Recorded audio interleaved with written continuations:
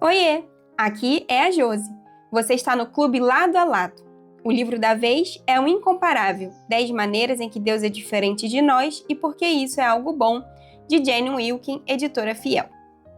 Capítulo 10. Soberano, o Deus de infinito domínio. Este é o último atributo incomunicável que estudaremos nesse livro, atributo que Deus não compartilha com as suas criaturas. Somente Deus é soberano. A autora Jane Wilkin deixa este atributo por último intencionalmente como um grande desfecho. Abre aspas. Cada atributo que consideramos até aqui tem nos movido em direção a esta inevitável conclusão. O único lugar correto e lógico para Deus habitar é um trono. Fecha aspas.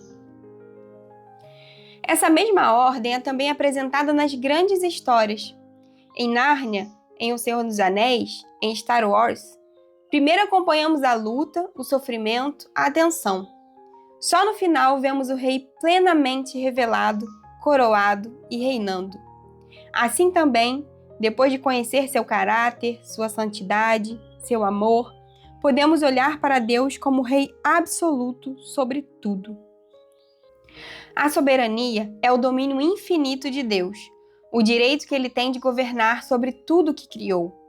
A onipotência afirma que Deus não tem limites de poder. A soberania afirma que ele não tem limites de autoridade para agir. Sua onisciência, sua onipresença e sua imutabilidade garantem que ele nunca é pego de surpresa, nunca age por ignorância, nunca muda de ideia por falta de informação.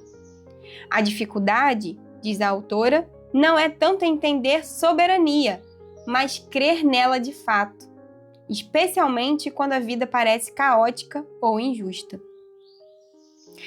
Jen nos conta que quando seu filho Matt era pequeno, aprendeu o Pai Nosso, mas com uma adaptação reveladora. Em vez de orar, venha o teu reino, seja feita a tua vontade, ele dizia, venha o meu reino, seja feita a minha vontade, sim na terra como no céu. Essa oração infantil, tão engraçada quanto sincera, expõe o desejo que mora no coração de todos nós. Queremos que o nosso reino avance, que a nossa vontade prevaleça em casa, no trabalho, na igreja, em todo lugar.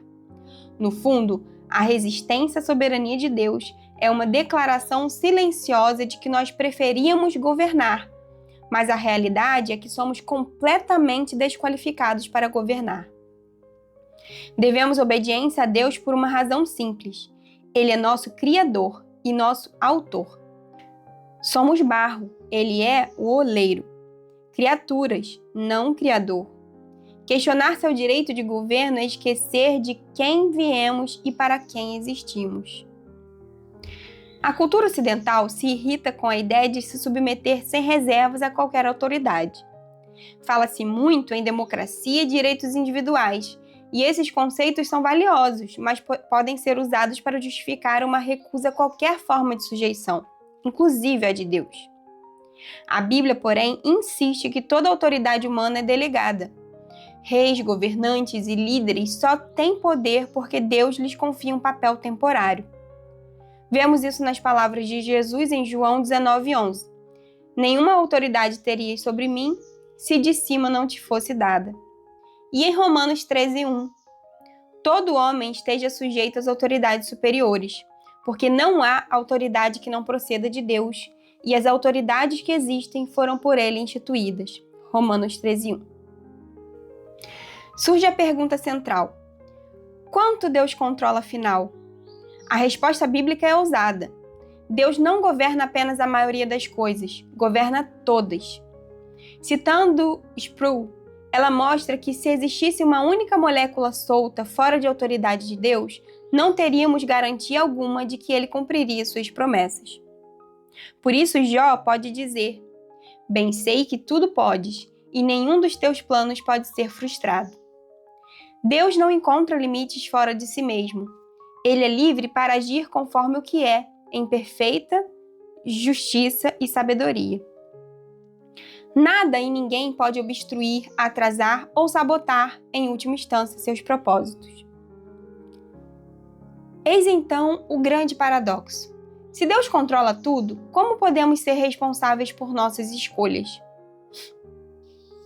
A palavra nos aponta que Deus age tanto por meio da nossa obediência quanto de modo misterioso por meio de nossa desobediência. Como no caso dos irmãos de José, que intentaram o mal, mas foram usados por Deus para um bem maior. A Bíblia afirma simultaneamente duas verdades. Deus é soberano e as pessoas fazem escolhas reais, pelas quais serão julgadas. Nossa limitação impede que vejamos exatamente como esses dois trilhos se encontram, mas somos chamados a viver na prática como quem crê nas duas coisas. De modo muito concreto, expressamos a nossa tentativa de controlarmos as coisas e não nos submetermos à soberania de Deus em 4 áreas. Controlando nossos corpos, podemos ultrapassar o limite saudável da mordomia do corpo e escorregar para o controle doentio. Obsessão com dieta, aparência, desempenho físico, medo exagerado de doenças. O problema não está em cuidar-se, mas em transformar o corpo em projeto pessoal de salvação. Controlando nossas posses. Da mesma forma, nossas coisas podem se tornar um pequeno reino. Quantas vezes demonstramos um apego exagerado à casa, ao carro, aos objetos pessoais, ao padrão de vida? Um arranhão no carro provoca fúria desmedida. Emprestar algo é um sacrifício. Acumular dívidas para manter certo estilo de vida parece normal. Controlando nossos relacionamentos.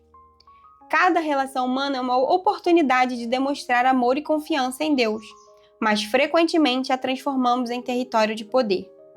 Pais, cônjuges, líderes de igreja ou de trabalho podem exercer um controle minucioso, confundindo autoridade com domínio. Estar em posição de autoridade, porém, significa proteger e servir, não microgerenciar. Controlando nossas circunstâncias e ambientes. Queremos controlar tudo o que acontece, organizar tudo ao redor de maneira obsessiva. Essa forma de viver é exaustiva e revela medo. Se eu não controlar, as coisas vão sair do eixo. Precisamos derrubar o mito da soberania humana. Quando buscamos controle, declaramos nossa crença de que nós deveríamos controlar o universo. Em vez de descansar em um Deus onisciente, onividente, onipotente e infinitamente bom, agimos como se o mundo dependesse de nossa capacidade de administrar todos os detalhes. A ansiedade nasce justamente do famoso "e se?". E se eu perder o emprego? E se eu ficar doente? E se um filho meu se desviar? Perguntas que revelam o medo de que nosso próprio reino desmorone. Mas o que de fato podemos controlar? Temos a responsabilidade sobre nossos pensamentos, que podem ser tornados cativos à obediência de Cristo, e também sobre nossas atitudes. Se pela graça controlamos o modo como pensamos, podemos aprender a responder às circunstâncias, aos relacionamentos, ao uso do corpo e das posses de maneira obediente, mesmo quando não podemos mudar os fatos externos. Os redimidos submetem seus pensamentos, palavras e ações ao Senhor Jesus, confiando naquele que faz todas as coisas conforme o conselho da sua vontade. A Bíblia nos conduz à cena final em que Cristo declara: "Eis que faço novas todas as coisas." Meditemos em 1 Crônicas 29, de 11 a 12. Teu Senhor é o poder, a grandeza, a honra, a vitória e a majestade, porque teu é tudo quanto há nos céus e na terra. Teu, Senhor, é o reino, e tu te exaltaste por chefe sobre todos. Riquezas e glória vêm de ti. Tu dominas sobre tudo, na tua mão há força e poder. Contigo está o engrandecer e a tudo dar força. Amém.